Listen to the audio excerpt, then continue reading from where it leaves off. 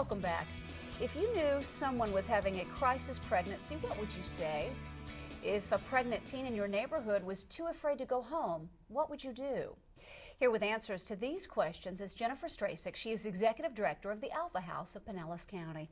Jennifer, thank you for being here. Thank you for having me. We met one of your the young women who were at the Alpha House earlier, Jessica, Yes. an amazing story, and you've done so much for her in her life. How did Alpha House get started? You know, it's a very interesting story.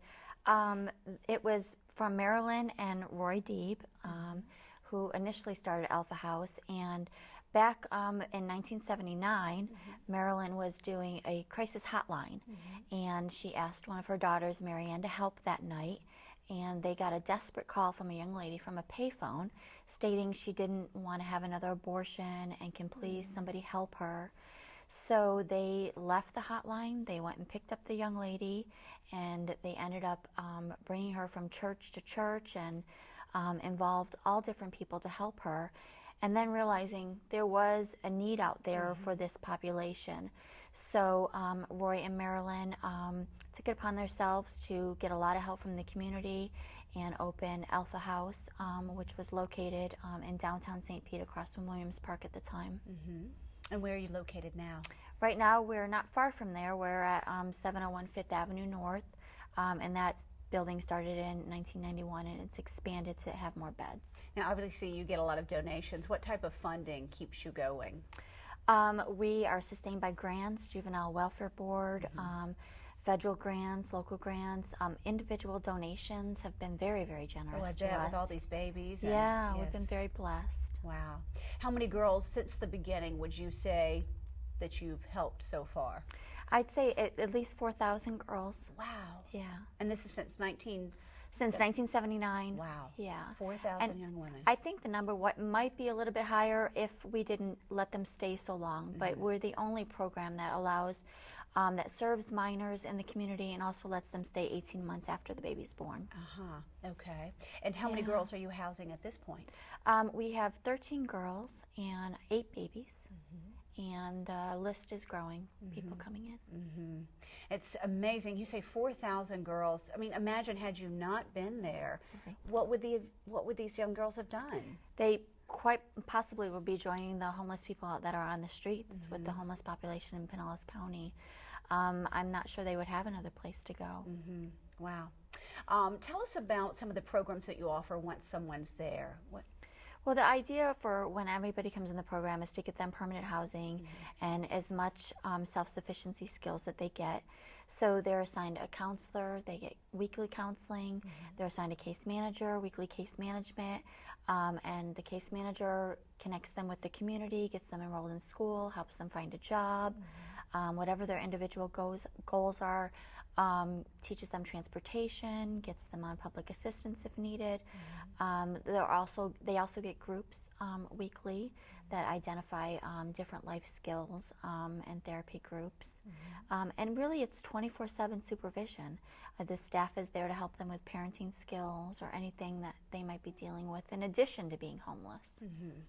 And that's, excuse me, that's so important. I mean, if you've never raised a child before and no one's ever taught you and you've never read a how-to book, how do you know? Exactly. I mean, I know mothers have instincts, but it's not an easy job, one of the toughest jobs in the world. Exactly. And I think that, you know, being homeless, it just adds to it, and having the extra stresses of how am I going to take care of this child?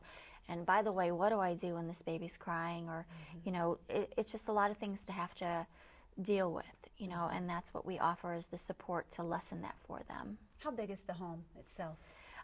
We are probably, I want to say, over 9,000 square feet, big. We have 20 beds and 18 cribs for the girls. Does each girl have an individual room? They do. We have 16 individual rooms, but we also have an extension to the building where it's a bigger area should those rooms get filled, and then those girls would have to share. Wow, that's great. Yeah. Talk about volunteers. Do you need volunteers? Oh, always, always. We love volunteers. We love them. We need volunteers to babysit when the girls are in group, to help organize donations that come through, to volunteer at charity events, as you're so graciously doing for us. You're welcome. So yeah, we always need volunteers, and all that information's on our website. Okay. For a young woman right now who may be watching this program, describe Alpha House to her as to your open arms, you're there. Yeah. Do they apply? How do they, once they call you, what is the process from there? They get screened over the phone to make sure that they qualify for the program. Okay. And once that occurs, then that screening goes to a counselor, and they do a more in-depth interview, and then they present it, and then we decide if we're going to accept the individual or not. But the girls that do come in, I encourage anybody to call first of all, because we treat it as a home.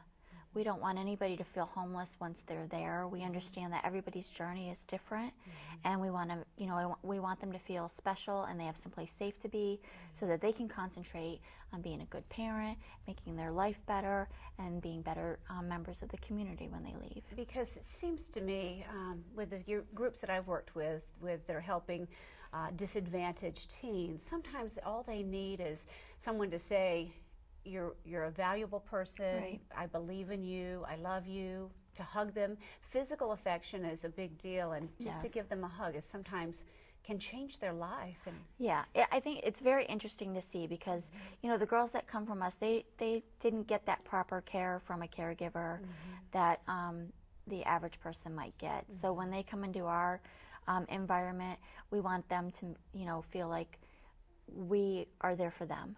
Yes. That's our main goal, is to make their life better. And it's amazing to see how the transition happens, and when they get to feel comfortable and really, hey, this is real, and I'm really going to be here for a long time. And these people really do Yeah, truly care. absolutely. Then they're just like mesmerized by it, and they're and it just really helps them strive. You change lives, Jennifer. Yeah, And it's great. I think It's that's a great wonderful. job to have. And I'm just willing to bet that some of these young ladies who leave your facility probably stop back by every now and then and They sure do.